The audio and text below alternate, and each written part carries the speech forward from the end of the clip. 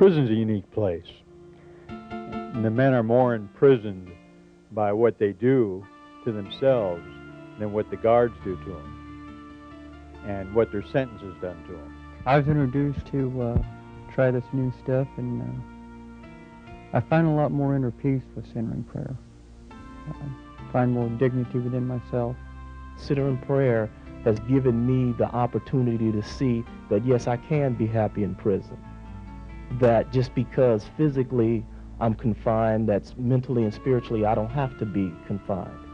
Through a form of meditation called centering prayer, these men have become less angry and more easy to work with. More than that, they have discovered, while in prison, a freedom that they had never known before.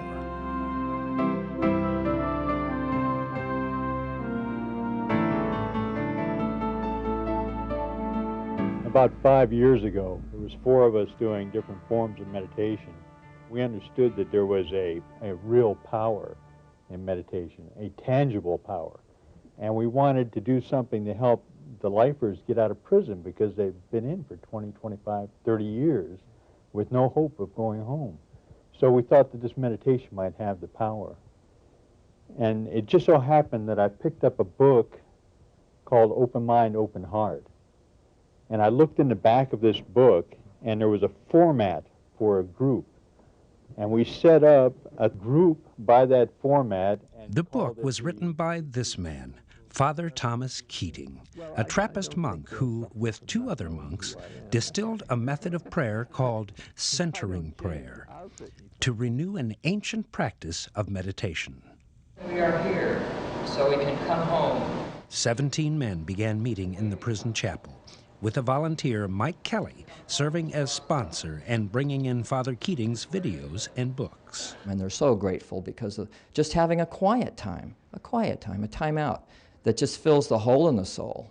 Then the Southern California chapter of Contemplative Outreach, a group begun by Keating, held a workshop at Folsom for the prisoners on how to do centering prayer. And that's really where it started taking off, with not only the individuals that came here, but it started going out of this chapel out onto the yard. In that meeting, there was every race represented, there was every gang represented, there was every known, probably, religion represented in that seminar. Individuals started learning centering prayer and started sharing it with others. The instruction in this form of meditation continued as they listened to tapes of Father Keating. In the practice of centering prayer, we let go of our ordinary psychological awareness and turn inwardly to the center of our being and to our spiritual faculties of intellect and the will to God. And this leads to a certain interior freedom in daily life.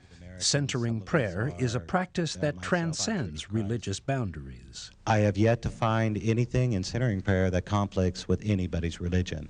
And that's one of the reasons I think that that openness and that sharing that it brings us is something that everybody on this yard can relate to. Welcome back. Father Keating was happy to accept invitations from the prisoners to visit with them and learn how centering prayer has been growing inside Folsom Prison.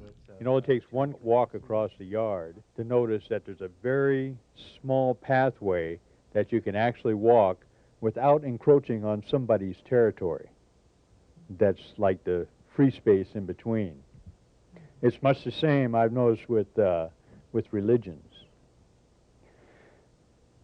Over the years that we've been doing centering prayer here at Folsom, I've asked the new peer counselors as they graduate, what is it that brought them to centering prayer? What is it that made them want to come to this group? Because primarily the people that come to the Contemplative Fellowship of Folsom are not the normal people that would hang around the chapel, but more the people that are on the yard activities and the activities on the tiers. And the one thing that they have said in common is the fact that there's no divisions. There's no religious divisions, there's no racial divisions, and it's not something that's enforced because it's a very open group, but it's just something that's happened. Why is that? Well, Why? well, when you have a group of people who are accessing the inner room, that is interior silence, it doesn't matter what religion they are or no religion, there's a sense of comradeship or of bonding at that level. Let one another know that you're there for them and you care for them. And I think this is what centering prayer does above all things that I've seen in my 20 years in the joint, is that it heals the lines that separate the men.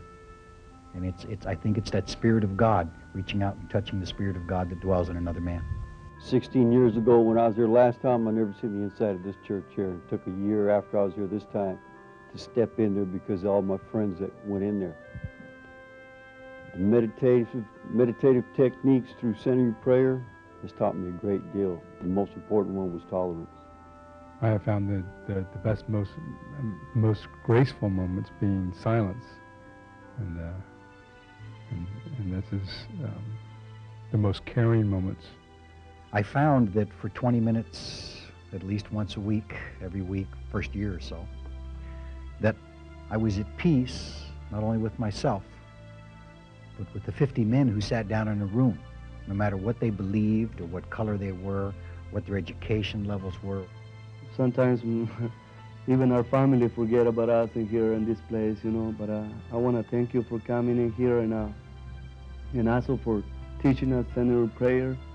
The difficulties you experience in the prayer, the unloading, the dark nights if they take place, you really don't go through this alone. All humanity goes with you when you are relating to God at this level. Centering prayer brought me back to my inner self, and now I can be me, Fernando, and I thank you for that.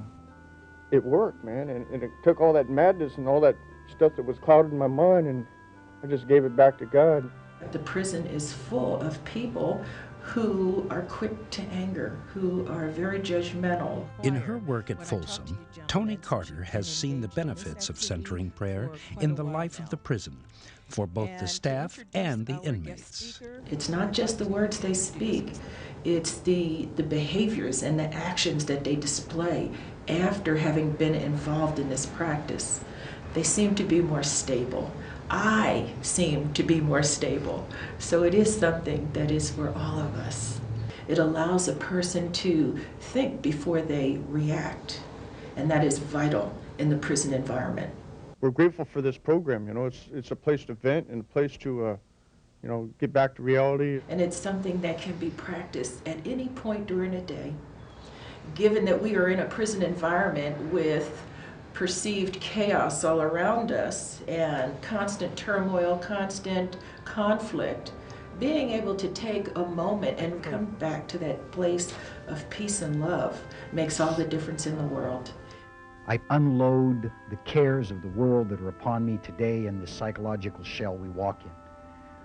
Take this, and I give it to him, and in that I can relax and say, all of that's gone now, and I can sit and relax. When I begin the centering, I find that things are peeled away. It reaches down to the next level of good or bad or ugliness or whatever's there next, trying to get to this oneness with my Maker. Redemption is the transformation of people into inner freedom and peace and unconditional love. So congratulate you in getting started and established in the journey. You've given not only us, but the world a great gift. Not only for the ones sitting in this room, but for the guys who learned centering prayer here and got out. They're not coming back. And that is one of the greatest attributes that our world can have. Prisons are 80% of the people come back. And I think only 10% of our group has come back. And that's a remarkable thing. I have yet to discover anything as valuable as meditation and in the form of centering prayer. Introducing centering prayer and its benefits to prisons can be as simple as distributing to all inmates a small pocket-sized guide on how to do this meditative practice. A wonderful little pamphlet was designed and developed with inmates in Texas institutions as well as California institutions, and can be obtained through the Contemplative Outreach Program. Wardens and staff across the country are currently getting this pamphlet into the hands of individual inmates. And volunteers have also been instrumental in helping to bring centering prayer into prisons and jails. In many of them, centering prayer in groups is facilitated simply by setting aside time for those who want to do it right after existing programs, such as anger management groups and 12-step recovery meetings. In 12-step programs, centering prayer can assist with the 11th step, which is to seek a deeper relationship with God through prayer and meditation. Many people in AA have thought of centering prayer as a significant contribution, if not one of the best ways of implementing the 11th step. What works at Folsom might not work at other institutions, and that's okay.